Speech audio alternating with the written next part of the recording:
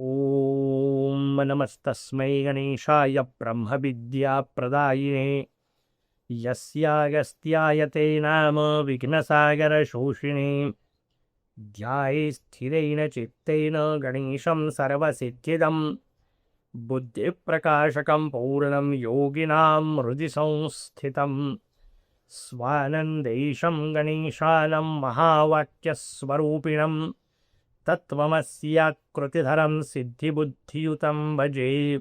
जय गजानन. भगवान श्री गणेशांच्या सगुण साकार लीलांयुक्त असणाऱ्या गणेश पुराणाचं चिंतन आपण करतोय. त्यातही क्रीडाखंडाचा भाग पाहतोय. मोरयाच्या विविध अवतारांचा विचार समजून घेतोय. अनेक वेगवेगळ्या गोष्टी या अवतारांमध्ये सांगितल्या.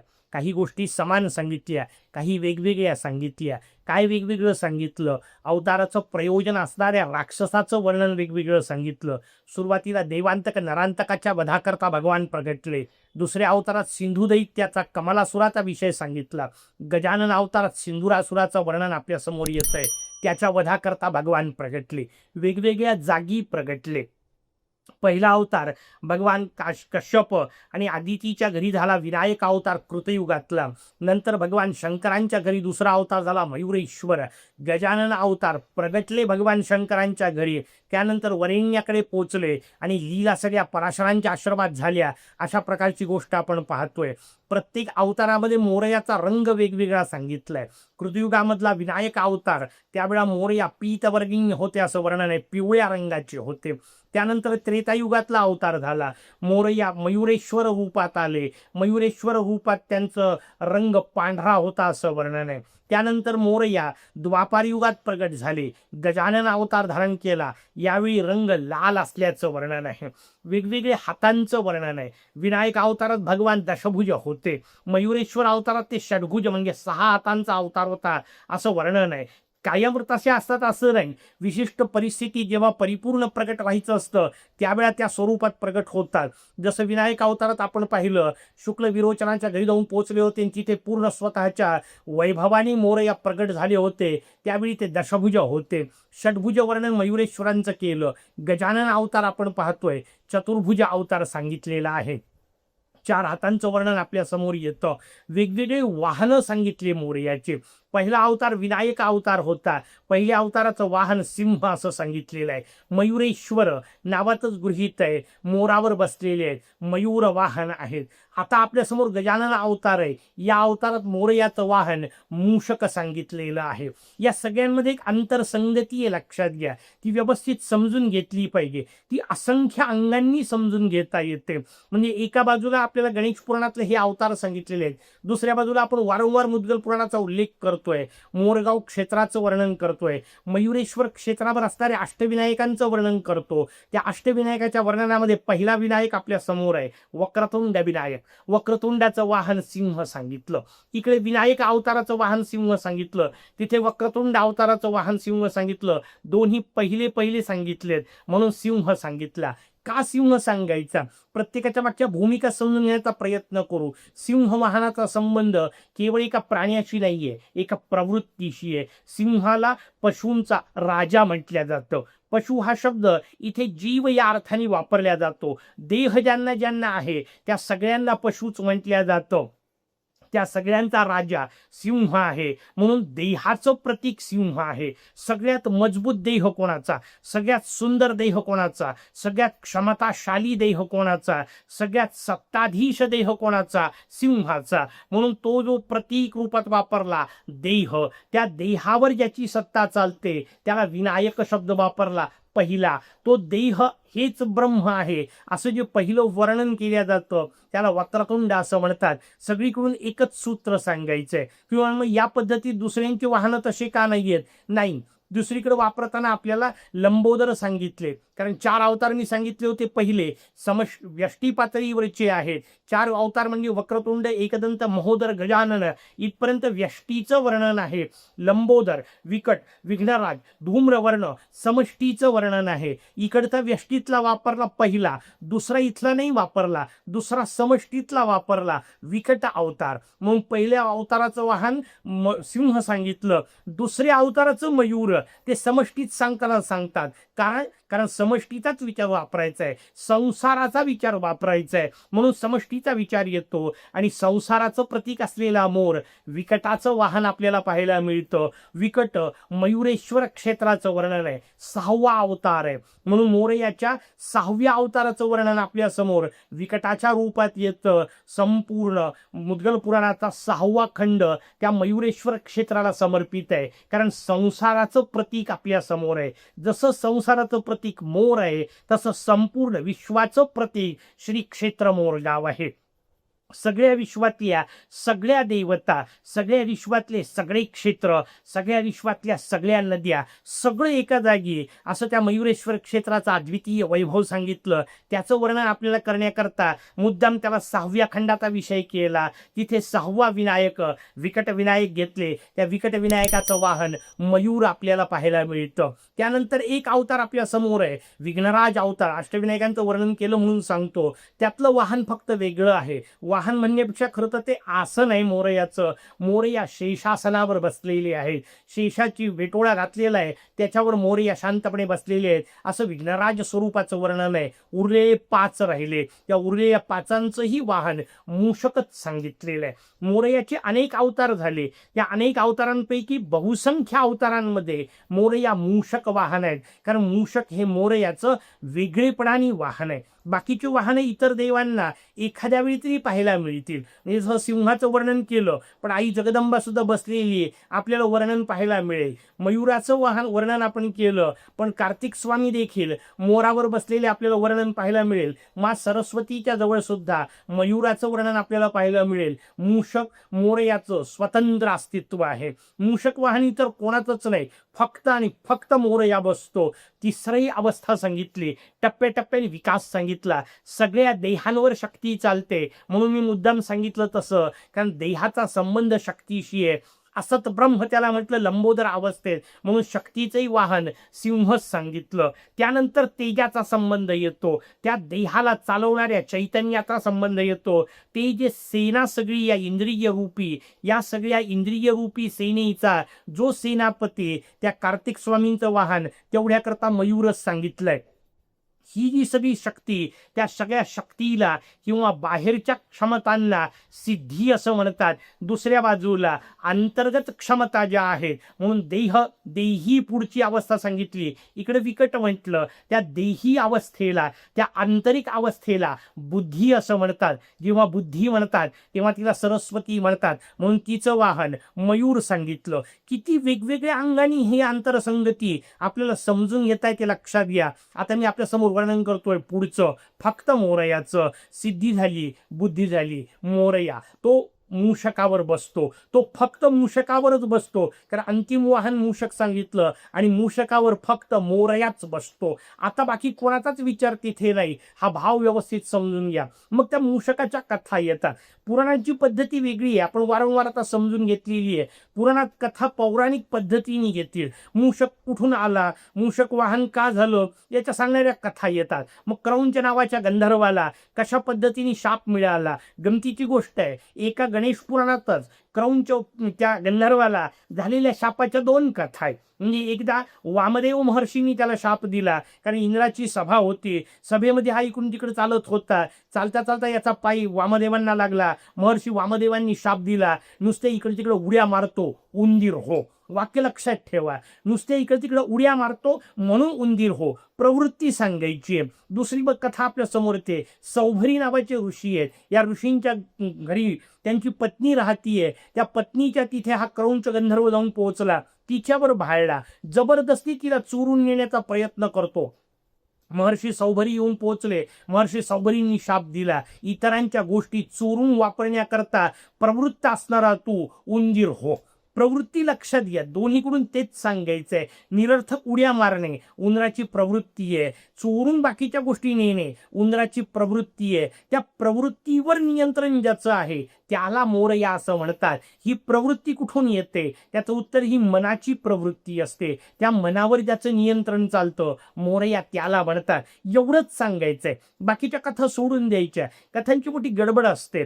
कथा वरून दिसायला वेगवेगळ्या दिसतात. आपण एकत्रित सगळ्या वाचल्यानंतर गोंधळ होऊ शकतो. हा गोंधळ नाही झाला पाहिजे. शांत समजून घ्या. कथांची रचना कशी असते, गमतीदार जीवनात घडलेला प्रसंग सांगतो. अशाच प्रकारे वेगवेगळ्या कथा एकत्र वाचणारा आमचा एक मित्र एक दिवस मला विचारत होता, अरे म्हणे ह्या सगळ्या कथांमध्ये वेगवेगळे संदर्भ सांगितले, कुठे याच्यामुळे मूषक झाला, कुठं त्याच्यामुळे झाला, कुठे याच्यामुळे झाला, नेमका कोणती कथा समजायची, कोणती कथा खरी समजायची?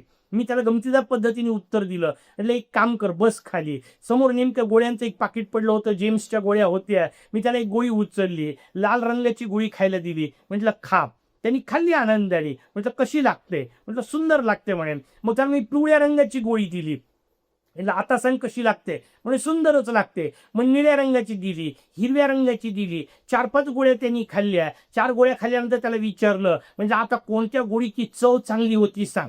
तो माझ्याकडे कोण हसायला लागला. अरे म्हणजे असं काय असतं? हे रंग वरपंगी आहेत, आतमध्ये चव सगळ्यांची सारखीच आहे. म्हणजे तेच लक्षात ठेव. कथेंच्याही बाबतीत हेच स्वरूप आहे. हे जे वरचे संदर्भ असतात ना, ते सोडून द्यायचे असतात. कथेचं तात्पर्य समजून घ्यायचं. कथेचं तात्पर्य त्या मूषकावर म्हणजे मोरावर, किंवा ज्यांनी सांगितलेल्या संसारावर, मूषकावर म्हणजे काळावर, म्हणजे मनावर मोरयाची सत्ता चालते, एवढंच समजून घ्यायचंय. मग बाकीच्या सगळ्या कथा तात्पुरत्या असतात. मोरयाच्या अनेक अवतारात मी आपल्याला म्हटलं तसं मूषक हेच वाहन आहे. मोरया शेषात्मज रूपात प्रगट झाले. शेषाच्या घरी अवतार झाला. अवताराचं नावच मूषक ग आहे. मूषक रूपातच प्रगट झाले. तिथं मूषकाची कथा आणखीन वेगळीच आपल्याला पाहायला मिळते. जेव्हा येऊन पोहोचले आणि माराय करता निघायचं. बरं, वेगवेगळ्या 2 राक्षसांना मारण्याचं वर्णन आहे. दोन्हीकडे पराशर आश्रमाचा संबंध आहे, जो आता आपल्या समोर येणार आहे सिंधुरासुराचा, तोही वर्णन आहे. गजासुराचं एक वर्णन अशाच पद्धतीने आलं. आधी तो मारला असेल. गजासुराला मारण्याकरता भगवान येऊन पोहोचायचे. यावेळा शेषात्मज अवतारातले पराशरांकडे आलेत. आता शिवपार्वती अवतारातले आलेत. पराशर आश्रम त्यातला समान गोष्ट आहे. मूषकाचा संबंध तिथे आहे. इथे वर्णन करताना सांगितलं, भगवंताच्या समोर सगळे देव आले. का आले? या गजासुराने सगळे पकडले होते. त्यातला पुढचा कथाभाग आपल्या कामाचा आहे म्हणून मुद्दाम आपल्याला सांगतो. या गजासुराने सगळे देव पकडले आणि सगळ्या देवांना पकडल्यानंतर आता याला काम नाही उरलं. राक्षसी प्रवृत्तीची एक मोठी अडचण असते. त्यांना सतत काहीतरी नवीन नवीन करावं वाटतं. सतत काहीतरी करत राहणे हे उपासनेत एक सातत्य असणे या अर्थाने सद्गुण आहे. पण सतत काहीतरी नवीन करत राहावं वाटणं हा वेगळ्या अर्थाने दुर्गुण आहे, कारण त्याच्यात तृप्तीच नाहीये. वारंवार तेच करण्याची वृत्ती मनाला लावली पाहिजे. उपासना त्याला म्हणतात, साधना त्याला म्हणतात. हा भाग नसतो राक्षसांमध्ये. त्यांना रोज काहीतरी नवीन करावं वाटतं. थ्रिल पाहिजे, किक पाहिजे. नवीन काळातले शब्द आपल्याला कळतात. तशा पद्धतीने मुद्दाम सांगितलं. त्या राक्षसाला वाटलं नवीन काहीतरी करायचं. काय करायचं? यांच्या सगळ्या देवांना रांगेत उभं केलं. म्हणे मला नमस्कार करा. म्हणजे कसा नमस्कार करा? यांनी नमस्काराची नवीन पद्धत शोधून काढली. म्हणे एक काम करा, दोन्ही आपले हाताने 2 आपले विरुद्ध कान पकडा. म्हणजे उजव्या हाताने डावा कान आणि डाव्या हाताने उजवा कान, आणि तसं मस्तक जमिनीवर माझ्या समोर आपटा. काहीतरी वेगळी किक. सगळ्या देवांना मी नमस्कार करायला लावला. सगळे देव एकमेकांकडे पाहत आहे. भगवान विष्णू शंकर हपकून गेले. हा काय प्रकार आहे? याला कसं काय वंदन करायचं? पण देवता जेव्हा शक्ती चालत नाही तेव्हा बुद्धी वापरत असेल तर आपल्याला कळलं. भगवान विष्णूंनी त्याला समजावून सांगितलं, अरे म्हणे पराशरांच्या आश्रमातनं सध्या शेषात्मज रूपात भगवान राहत आहेत. एक काम करतो, आम्ही त्यांच्याकडे जातो.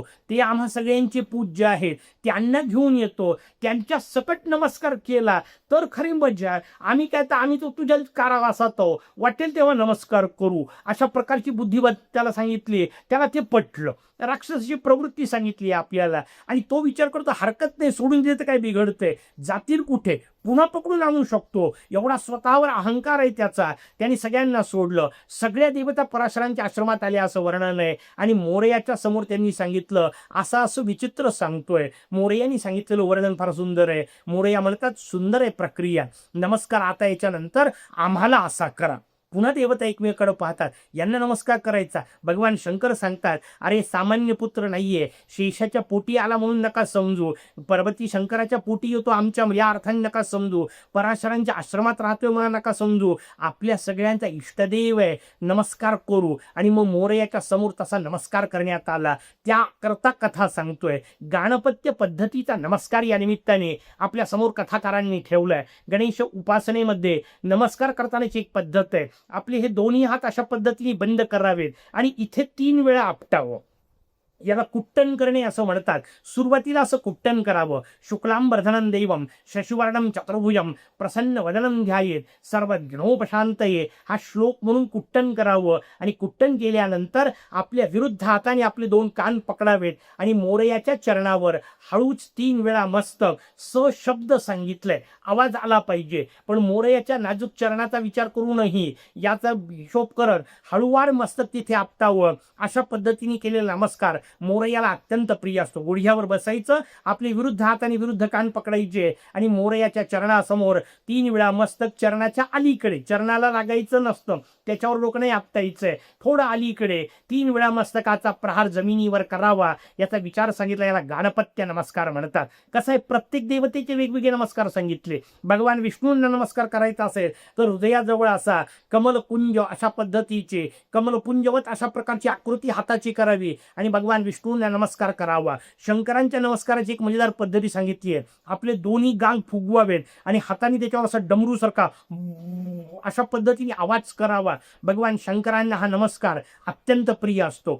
जगदंबेला नमस्कार करायचा असेल तर गुडघे टेकवून बसावं, आपले दोन्ही हात पाठीवर कमरेपाशी एकत्र करावेत आणि वाकून जगदंबेला नमस्कार करावा सांगितलंय. सूर्य नमस्कार, त्याचं उत्तर सूर्य नमस्कारातच दिलंय, त्याचा शब्दच वापरलाय सूर्याचा नमस्कार.